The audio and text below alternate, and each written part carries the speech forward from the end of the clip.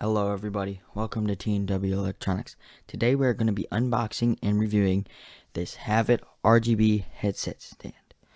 So what you're going to need to do first is to unbox it. So you're going to pull this open and you're going to get this white thing and just grab it and pull it out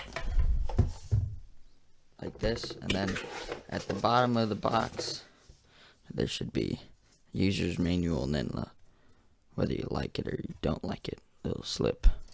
So we're going to put these to the side for right now. And then you throw the box on the floor, whatever you want to do with it. And then we're going to pull this white thing off the top. And here is the headset stand. Now, to get the RGB working, you're going to want to undo this little zip tie. Well, not like red tie kind of thing, and plug it in to a USB port. And as soon as you plug it in, you should see the RGB light up. Now I really like the look of this headset stand.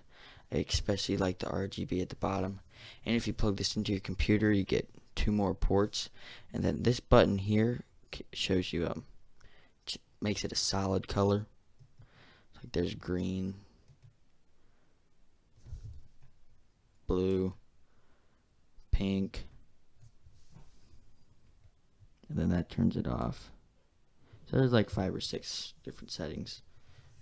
And so now here's what it's gonna look like with a headset on it. Now this headset I reviewed in one of my earlier videos, so that's what it looks with a headset on it. I mean, I think it looks pretty good. I especially like the RGB at the bottom.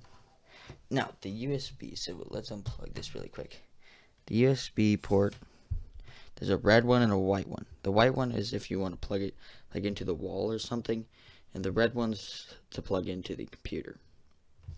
So like if you want to use these USB ports on your computer as like for USB things. So that's all for this video. If you guys like this video, please hit the like button and subscribe.